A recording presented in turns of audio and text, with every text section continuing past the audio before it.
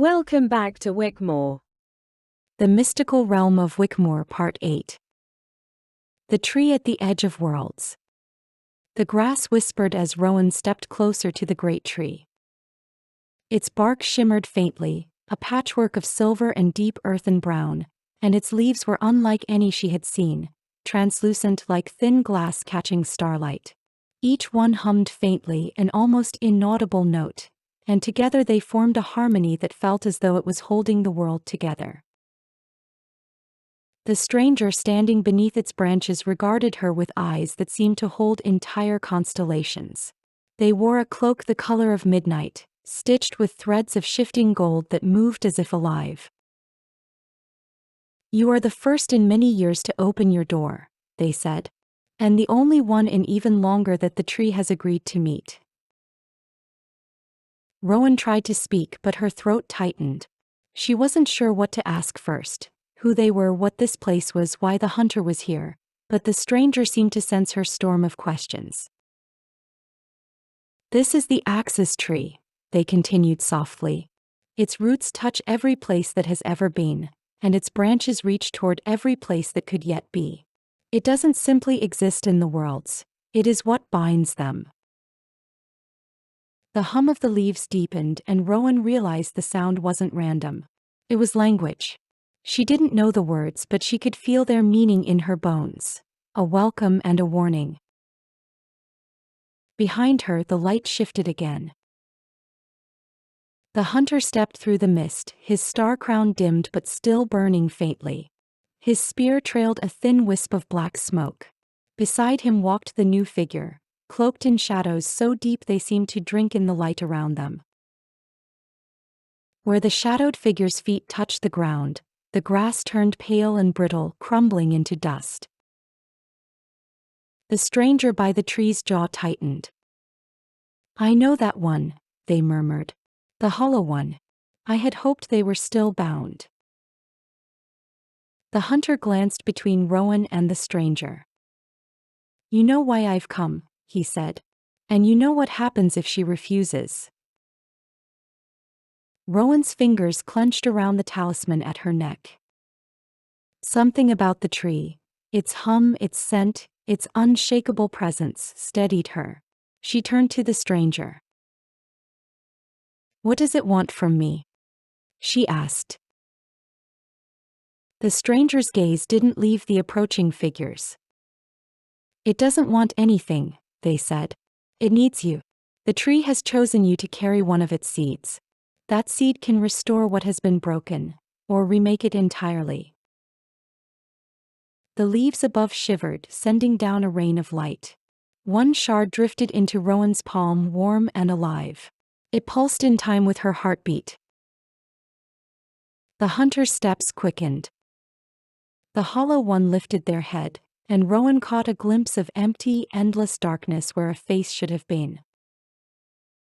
The stranger stepped back toward the tree. "If you take the seed," they warned, "your path will never be your own again. You'll walk roads no one else can, and some will hunt you for it. But if you don't..." The hollow one's voice was a slow, rasping whisper that scraped the air. "She will never leave this place." The seed in Rowan's hand grew warmer, waiting for her choice. The seed and the shadow. The warmth of the seed spread up Rowan's arm, like the gentle pressure of a heartbeat against her skin. It didn't just thrum, it spoke, though not in words. It showed her flashes. A river flowing backward, a sky torn in two, a great bell swinging in the dark. And then, the bridge. The same shifting bridge the keeper had spoken of, stretching between worlds. Rowan tightened her grip. The hunter stopped just a few paces away, lowering his spear slightly.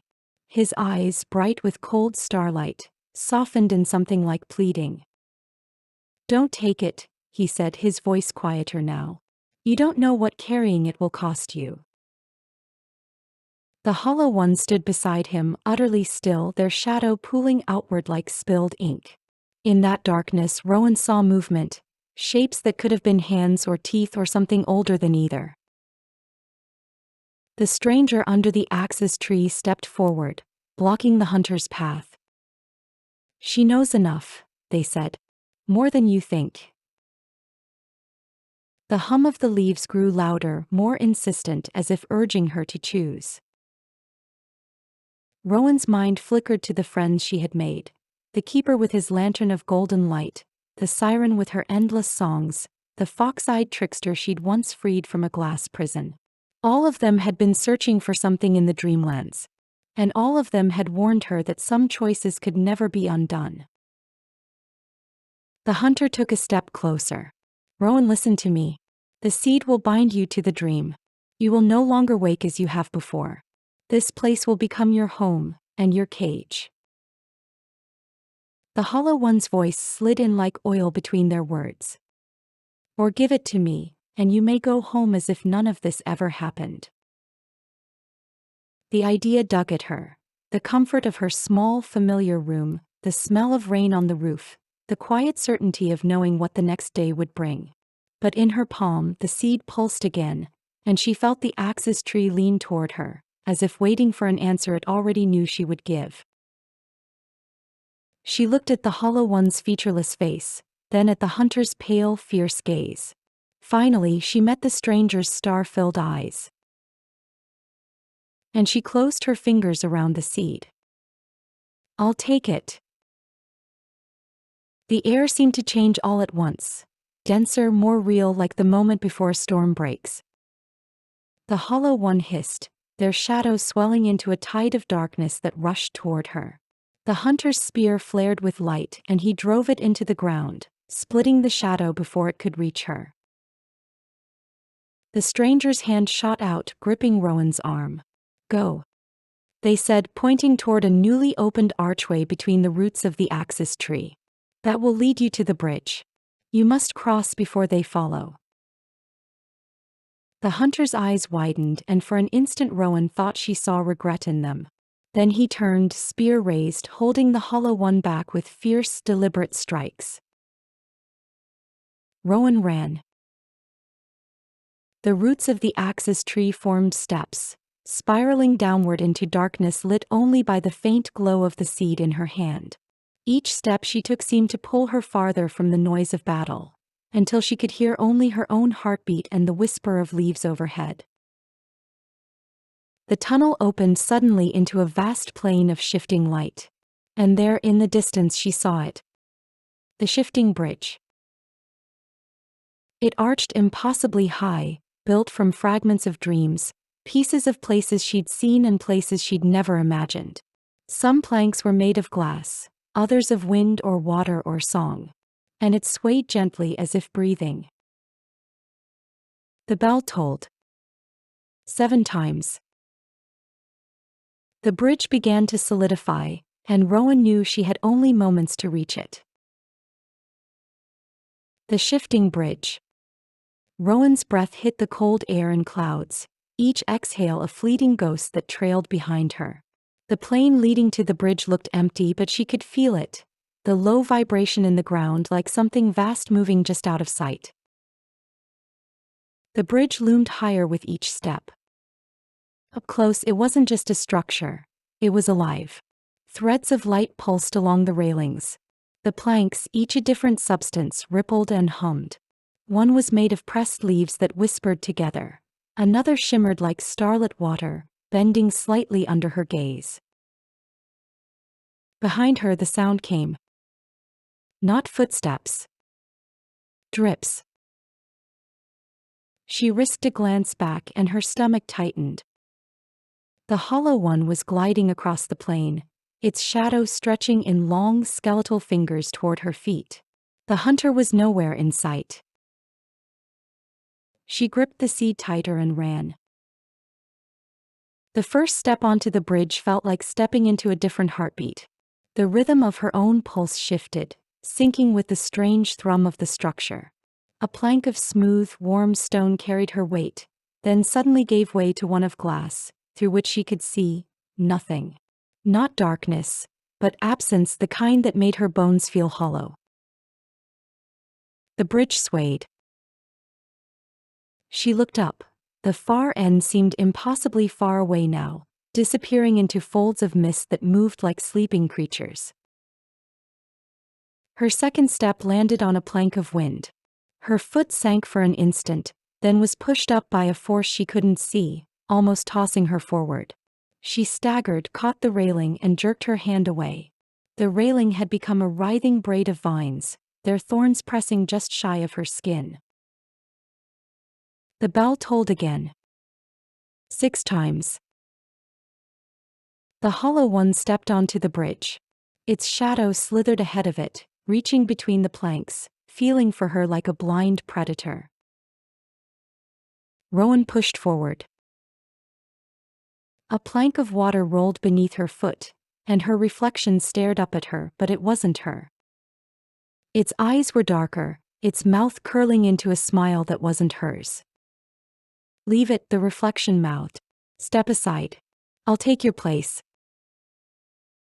She lunged over it, landing on a plank of solid, humming crystal that vibrated through her bones.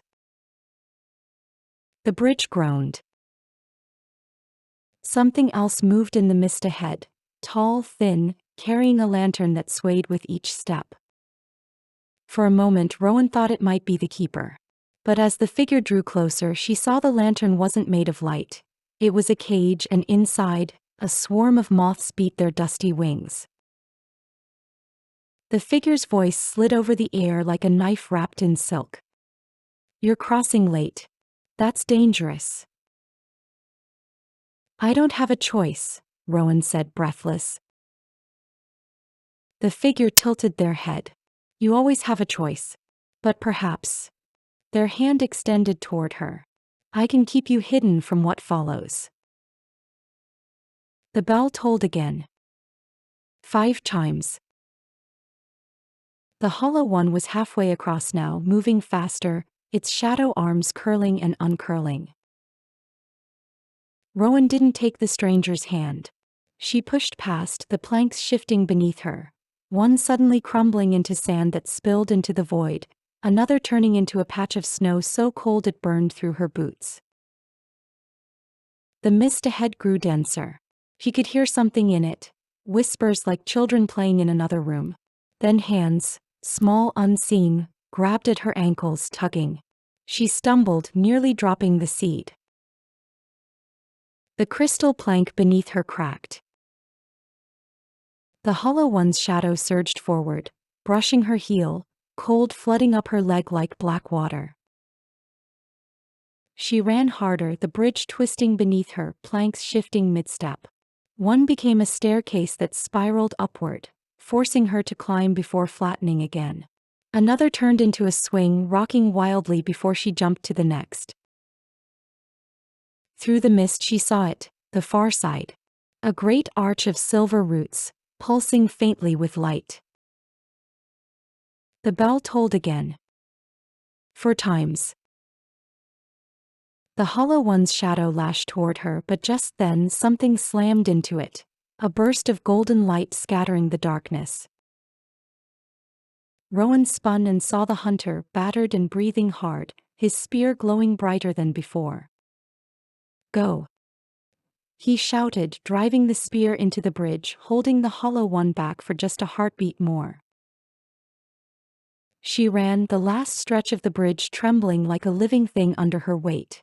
The silver arch drew closer, and the moment she crossed beneath it, the hum of the bridge fell away, replaced by the quiet sound of running water. Rowan looked back.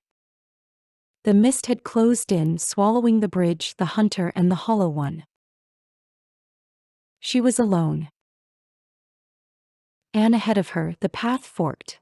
One way leading into a forest lit entirely by fireflies, the other into a valley where the sky turned slowly like the face of a clock. The Valley of Turning Sky. The fork in the path waited in silence. Rowan stood between them, her chest still heaving from the run across the shifting bridge. Behind her there was nothing but mist. No bridge, no hunter, no sign of the Hollow One. She looked left. The firefly forest was a dream in green and gold. trees draped in vines like curtains of stars, each flicker of light moving as though it had a mind of its own. The air there looked warm, touched with the scent of something sweet. He looked right. The valley was stranger. The grass there swayed in slow waves, though no wind touched it. Above, the sky was not still. It revolved like a massive clock face, the clouds moving in slow, perfect circles. Light there shifted subtly, so the valley seemed to pass through morning, afternoon, and dusk in the span of a few heartbeats. Her hand went to the seed in her pocket. It pulsed faintly, and when she faced the valley, she felt it respond, a small, quick beat. She chose the right-hand path. The descent into the valley was quiet, but not in a peaceful way. The silence felt held, as if something here listened too intently. Every footstep seemed to echo further than it should. The grass whispered against her boots. It wasn't just swaying, it was leaning, subtly turning to follow her.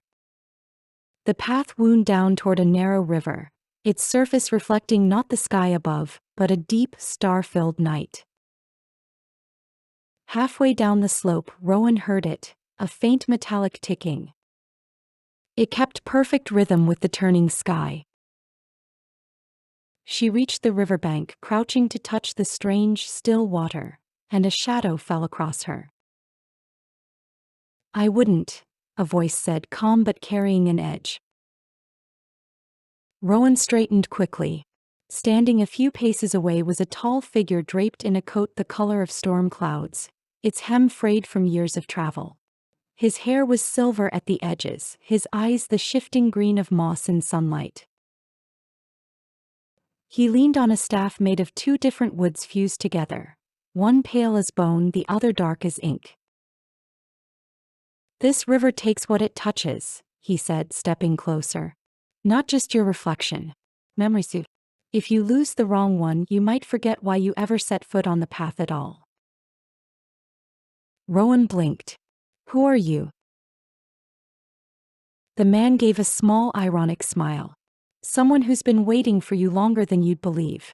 My name is Kale."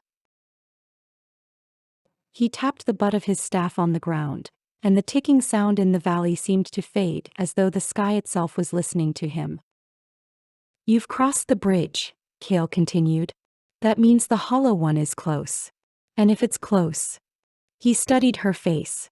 "The keeper's hour is running out." Rowan felt her chest tighten.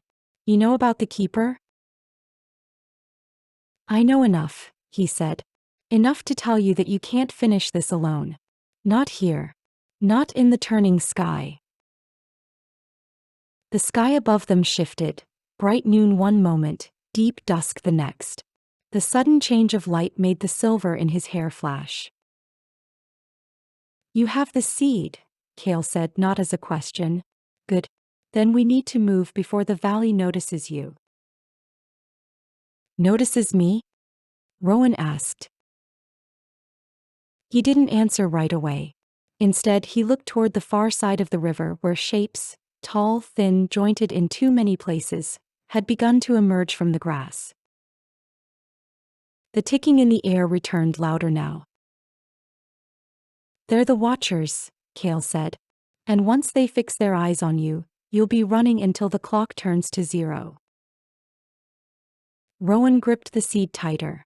"Then we run now." Kale's smile deepened, but it wasn't amused, it was grim.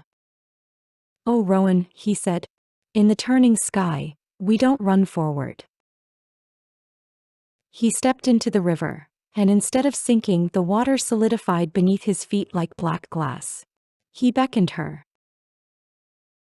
The Watchers stepped closer, their limbs moving in a slow, inevitable rhythm, each one in perfect time with the turning sky above. Rowan took a breath and stepped onto the river after him. The river of stolen memories. Rowan had expected the river to feel solid under her boots, like the stone bridge she had crossed before. It wasn't. The surface had give, as if she walked on thick glass with water moving slowly underneath, each ripple showing flashes of impossible scenes. A child dropping a toy into the grass, an old woman laughing at a candlelit table, a boy running barefoot through summer rain. They weren't hers. She glanced down too long and one of the images shifted. It became hers. The warm kitchen where her mother used to hum while baking, the smell of cinnamon and wood smoke. The memory wavered like smoke rising from a candle. "Don't look," Cale said sharply without turning his head. "The river remembers what you remember. And it will take what you linger on." She tore her gaze away, heart pounding. The watchers hadn't stepped onto the river.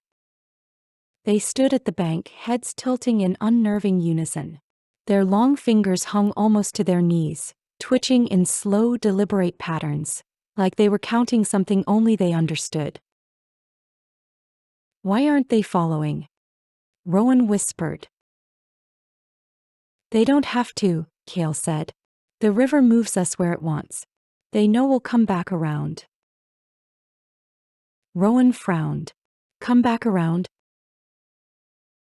Cale pointed upward. The sky was turning, literally turning like a wheel. The horizon itself bent, and in the distance she could see the valley folding into itself, the far bank of the river now impossibly closer than it should be. "It loops," Cale said. "If you keep walking forward, you'll end up where you started, missing a little more of yourself each time." She swallowed hard. "So how do we get out?" Cale tapped his staff once on the river's surface. The sound was like a bell, and the ripples spread out in concentric rings, each one flashing with different memories. "You step backward," he said. "You let the river carry you against the current, and you make it believe it's losing." "That's not comforting." "Good," Cale replied. "It's not meant to be." They walked, or rather moved, in slow reverse, their boots leaving no ripples. Rowan kept her eyes on the horizon, refusing to glance down. The temptation was unbearable. Every second she caught movement in her peripheral vision. Her father's voice calling her name, the first time she'd met the keeper, the bridge of light in the dream that had started her journey. Her feet wanted to stop. Her hands ached to reach down to touch those flickers of life again. Cale's voice cut through. "It's lying to you. The river doesn't give anything back. It only takes what you want most to keep." The sky overhead spun faster. The ticking in the air grew louder, matching the pulse in her ears. "Almost there," Cale murmured. "The door's about to show." The surface ahead broke. A seam of pure darkness split the water like a crack in glass, and from it came a sound Rowan had never heard before, like every clock in the world stopping at once. "That's it," Cale said. "Step in." Rowan hesitated. Through the crack she thought she saw someone, a tall figure, their face shadowed but with eyes glowing faintly gold. The same eyes she had seen in her dream the night before she left home. She looked at Cale. "Who is?" The watchers screamed. It was a thin, mechanical wail like metal tearing. They had stepped onto the river at last, their jointed limbs unfolding in jagged, impossible motions. "Rowan," Cale barked. "Now." She stepped into the crack. It was like falling sideways. For a heartbeat she wasn't sure if she had a body at all. She was a thought, a single thread pulled through a needle. Then she landed. The place she stood in was impossible. A black stone floor stretched in all directions, but above her was the turning sky, close enough that she could see its gears. They were vast and silver, meshing together with the patience of centuries. The ticking here was slower, deep, resonant, like the heartbeat of a mountain. Cale appeared beside her, breathing harder than before. "Welcome to the Mechanism," he said. "The place where time watches you." In the distance, the figure with the gold eyes was still there, standing perfectly still. They raised one hand slowly as though inviting Rowan closer. Kale's hand shot out, gripping her shoulder. "Not yet," he said, voice low. "That's not the keeper. That's the hollow one, wearing what you wish it would." The hollow one. The figure's golden eyes didn't blink. They were fixed on Rowan like lanterns in a fog, warm but wrong. Every instinct in her body told her to step forward. The distance between them seemed small, almost friendly, the kind of space a mentor would leave for a student or a parent for a child. "Rowan," the voice came deep and smooth as if carried through the air without moving the lips. "You made it. I've waited so long."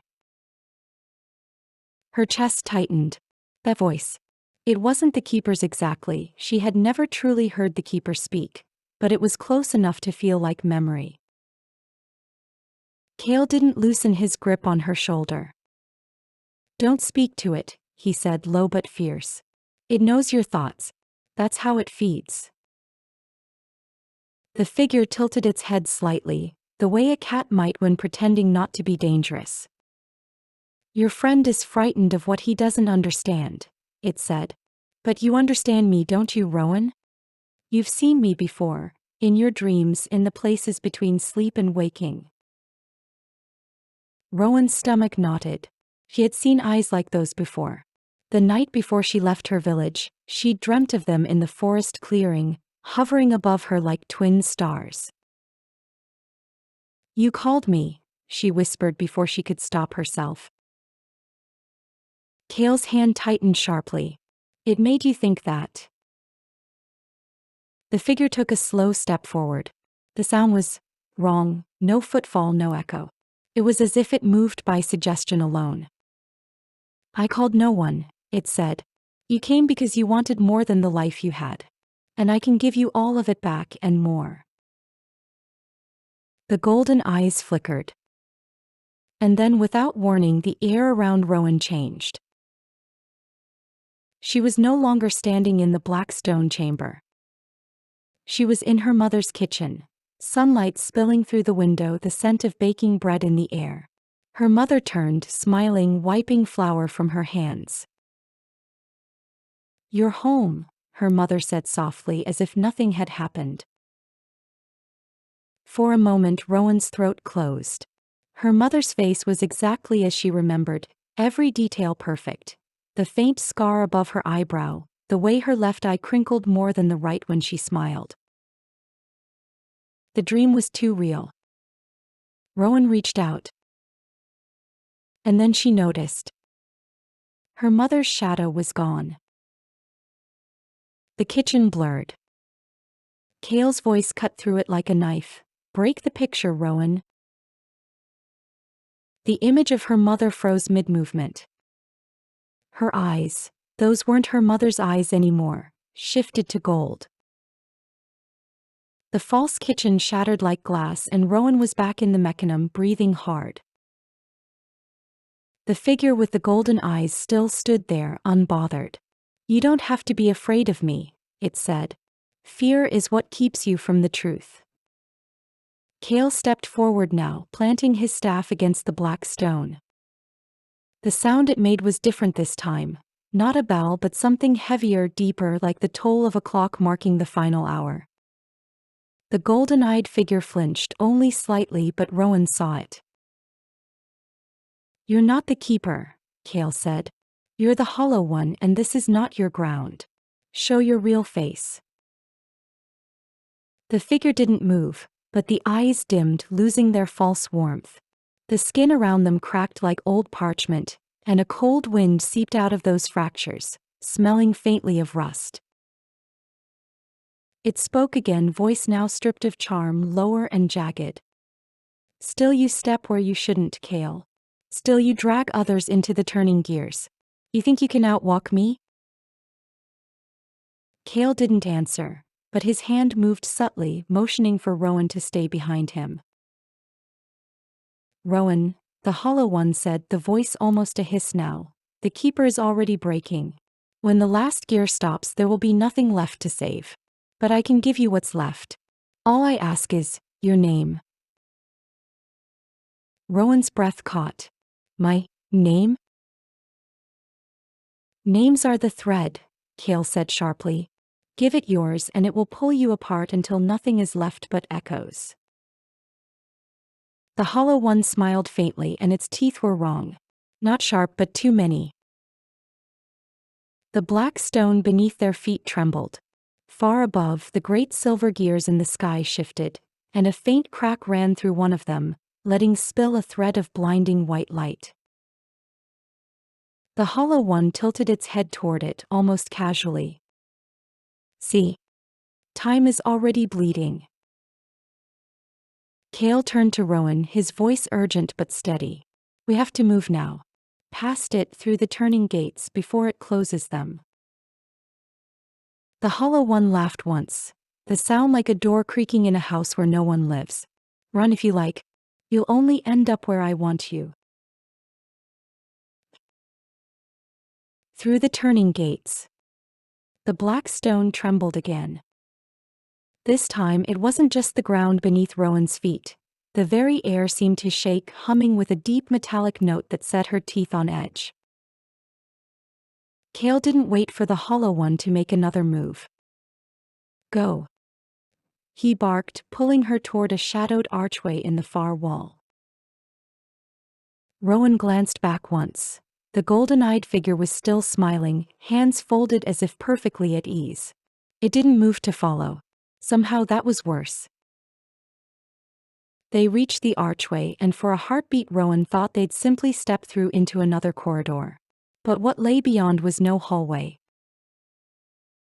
It was an open chasm, wide as a river with no bridge. And spanning the gap at intervals were colossal gates of gold and black metal, each made of hundreds of interlocking gears. They rotated in unpredictable rhythms, sometimes closing like jaws, sometimes spinning sideways, sometimes slamming together in a burst of sparks. The sound was deafening, a mix of grinding, clicking, and a deep thundering pulse that seemed to be counting down to something. Kale didn't hesitate. We time it with the beat, he said over the noise. Follow me exactly, step when I step, stop when I stop. Rowan's stomach twisted. And if I don't? Then you're part of the machinery forever, he said grimly, already stepping onto the first narrow metal beam between two spinning teeth. Rowan followed, her hands out for balance, eyes darting from Kale's boots to the deadly grinding edges around them. The heat coming off the gears was intense, the smell of hot oil and something faintly sweet like burning sugar. They darted forward, stopping in a sliver of space between two massive grinding wheels. The noise here was so loud it made Rowan's chest vibrate. Next opening's faster, Kale shouted. Be ready. Rowan nodded, her pulse hammering. She could see the next section. Two rings of gold turning in opposite directions, each studded with sharp wedge-like teeth. There was a moment, just one, when their teeth aligned enough to pass through. Kale counted under his breath. 3, 2 now. They lunged through, and Rowan felt the tip of her braid get caught for an instant, yanked so hard her head jerked back. She stumbled, nearly falling. Something cold brushed her neck. A voice, far too close, whispered in her ear. You're moving in the right direction, little gear. She spun, but the hollow one wasn't there. Only shadows shifting in the gaps between the gates. They ran again. Each section was different. Some gates swung like pendulums, some fell like guillotines, some folded in on themselves like flowers closing for the night. The patterns were maddening, each one demanding total attention. Halfway across, Rowan's legs were burning, her breath ragged. She tried not to think about the drop, the endless dark beneath them, where fragments of broken gears drifted like bones at the bottom of a sea. Why is it following us? She gasped as they paused in a narrow ledge between two closing gates. It's not following, Kale said without looking at her. It's waiting. The hollow one can't pass the turning gates without paying a price. But if you fall... His eyes met hers briefly. It won't have to pay anything. They reached the last set of gates, the largest yet. These didn't just turn or slam. They shifted position, sliding sideways with the grinding rumble of entire mountains moving. The openings appeared and vanished in no pattern Rowan could see. How? She began. But Kale had already closed his eyes. He wasn't watching the gates. He was listening. And then Rowan heard it too, beneath the roar of the machinery, a slower, deeper rhythm. A single chime repeating at long intervals. That's the heart of the mechanism, Kale said. We move when it calls. The chime sounded again and they ran. They darted between two walls of teeth just as they slammed shut behind them, slid beneath a spinning column that hissed with steam, and leapt over a gap where an entire section of the floor had vanished. They stumbled onto solid ground at last. A wide platform of black stone. Rowan doubled over, gasping, sweat dripping into her eyes. When she looked up, she froze. Ahead of them was a vast circular door as tall as a castle wall, made entirely of overlapping brass rings, each etched with tiny, delicate symbols. The rings were spinning in different directions faster than the eye could follow, but in the center was a single still point, glowing faintly blue. Kale's voice was quieter now. That's the gate of ours. The hollow one won't come through here without negotiation. Rowan swallowed. What's on the other side? Kale looked at her for a long moment. Answers. But not all of them are safe. Far behind, in the maze of moving gates, something shifted. The sound wasn't like the grinding machinery. It was softer, more fluid. Almost like a person stepping through water. The hollow one was still there.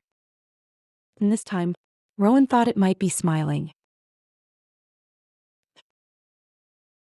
The gate of ours. The spinning brass rings loomed above Rowan like the bones of some ancient celestial beast. They were moving too fast for her eyes to focus. Yet the glowing blue still point in the center remained perfectly calm, like a droplet of water refusing to ripple. Kale knelt at the base of the door, running his fingers over a recessed panel etched with countless tiny clock hands.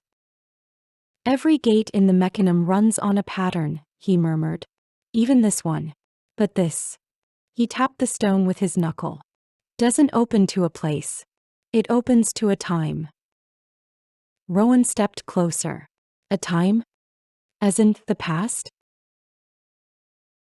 Or the future, Kale said without looking up. The gate of ours doesn't care about direction, only the moment you request. She stared at the overlapping rings, listening to their rhythm, a whirring, clicking music that almost felt hypnotic. Each gear's teeth were worn smooth in places, and she imagined they had been turning for centuries without rest.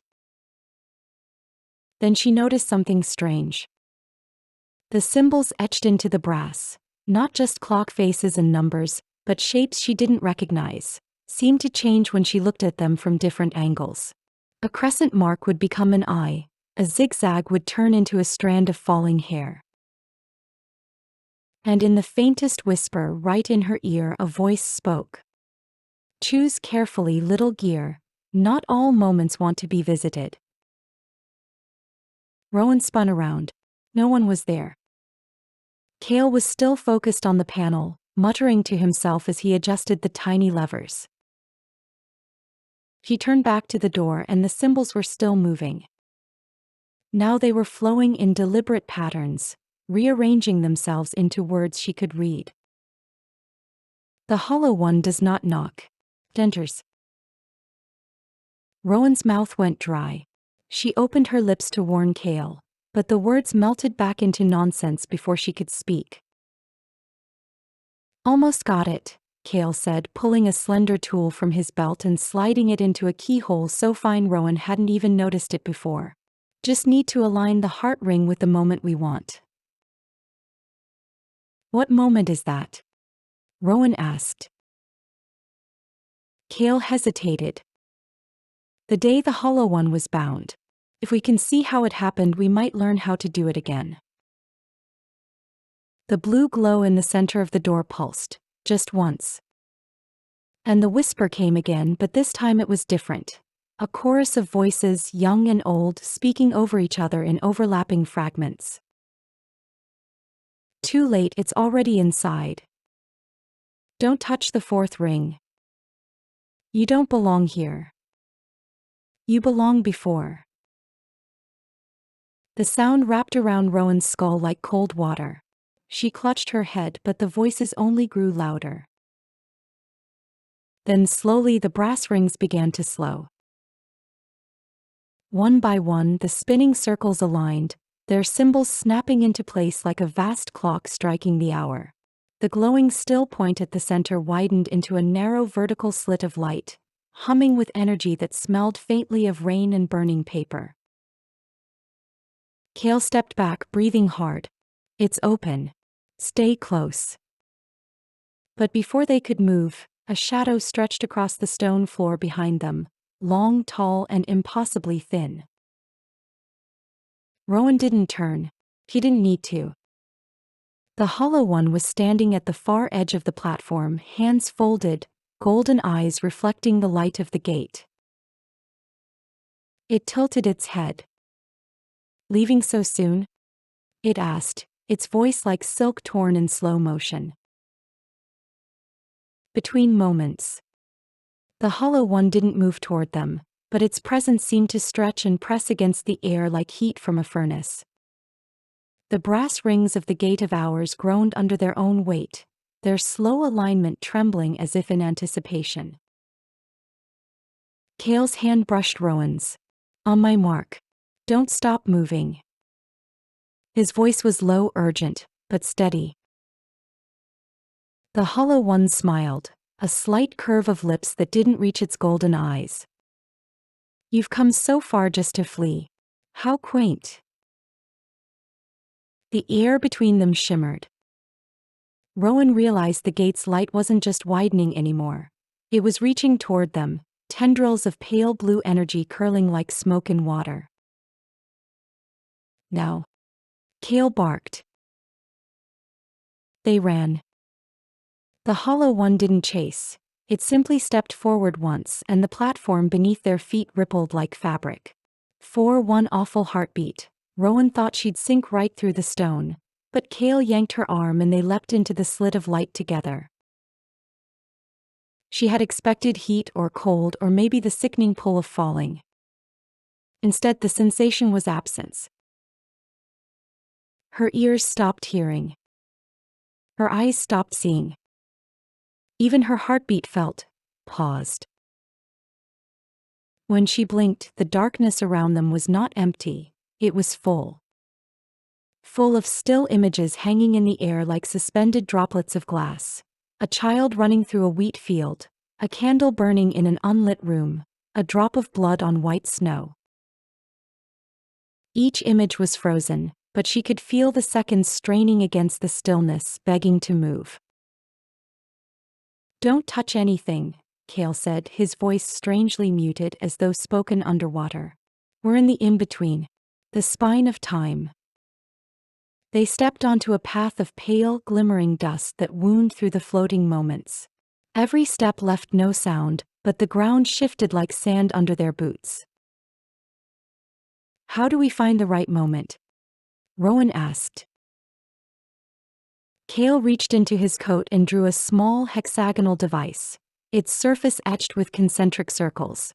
In the center, a single silver needle spun wildly before slowly starting to point ahead. "This will lock onto the heartbeat, the exact instant the Hollow One was bound." Rowan frowned. "And if we choose wrong?" His jaw tightened. We could end up in a moment that doesn't let us leave. They walked. The still images floated closer now, brushing their shoulders like drifting leaves. One showed Rowan herself, but older, with streaks of white in her hair, standing alone in a ruined hall, clutching a sword she didn't recognize. Another showed Cale lying motionless in a shallow pool of water, his eyes open and unblinking. He shivered. Are these real? They're possibilities, Cale murmured. Not all will come to pass. The needle on his device began to vibrate, and ahead, the still moments grew denser, forming an archway of frozen fragments. Inside the arch, a scene waited, colors muted, edges blurred like an unfinished painting. Rowan saw a circle of figures in dark robes. A creature in the center, bound in chains of light. The same golden eyes, blazing with fury. This is it, Cale said. The day they locked it away. They stepped forward, but as Rowan crossed the threshold, the frozen figures turned their heads toward her. One by one, their eyes locked on hers and the scene began to move. The Hollow One's gaze shifted from its captors to her. It smiled. You've brought me a key, it said, voice echoing in both past and present. The chains of light began to crack. Ashwing in the in-between. The crack in the chains spread like a web of lightning across the air. Each soundless fracture sent ripples through the frozen moment, distorting the robed figures until they looked like reflections in disturbed water. Rowan's pulse thudded in her ears. She wasn't supposed to be here. Not in this moment. Not like this. Cale was already pulling the device from his belt, frantically turning its dials. We're losing containment, he said. We need an anchor. That's when she felt it. A deep, rolling vibration. Like thunder heard from miles away, yet somehow beneath her feet. The air shimmered with heat, and from the archway of frozen time moments, something immense emerged. A serpentine neck, covered in blackened scales that caught the pale light of the gate. The dragon's wings were folded tight, but the heat radiating from its body made the air waver. Its eyes, molten gold with flecks of ember red, fixed on Rowan, and for a second she forgot to breathe. Ashwing, she whispered. They had met only once before, on the mountain ridge above the Silent Vale, when Rowan had freed him from the steel net the Hollow One's hunters had set. He had vanished into the clouds without a word. Now he lowered his massive head until his breath warmed her cheek. His voice came not through sound but through the marrow of her bones. You call and I come. The moment phrase. I can hold the seams, for a price. Rowan's lips trembled. Name it. When the path home is open, you will not take it until my debt is repaid. She hesitated, but the chains around the Hollow One gave another shattering lurch. Deal. Ashwing swung his great head toward the scene. The robed figures did not see him, but the Hollow One's eyes locked on the dragon instantly. A slow, almost delighted smile crept across its face. Ah, the Hollow One purred. The flame-born stray. Still carrying your ancestors' shame? Ashwing's chest rumbled like a storm brewing. Rowan now. Cale snapped. He jammed a shard of mirrored glass into the ground, and Ashwing opened his jaws wide. A torrent of white-hot fire poured forward, not to burn but to weld the cracks in time's fabric. The air screamed without sound. The firelight wrapped around the chains, reinforcing them. The Hollow One strained, its movements slowed as if submerged in molten glass. For a moment, the past seemed to seal itself, the figures turning back to their ritual, the circle of light tightening. Rowan exhaled in relief, until a third voice whispered at her ear. Not Kale. Not Ashwing. It was herself. If you let them bind it, you'll never find the truth about your mother. He spun around. A version of herself, older, eyes hard, wearing the same pendant her mother had once owned, stood just beyond the archway. The older Rowan held out her hand. Change this moment. Free it. The world you know is a lie. The gate's light flared behind her. Ashwing growled low, wings partially unfurling, eyes fixed between the hollow one and the older Rowan. Kale was shouting something, but his words were warped, as if the very air didn't want her to hear them. Rowan's hand hovered between her sword and the older Rowan's grasp. One choice would seal the hollow one away again. The other would break the spine of time itself. Thank you for listening. If you would like to be notified about upcoming releases to the Wyckmoore series, please subscribe.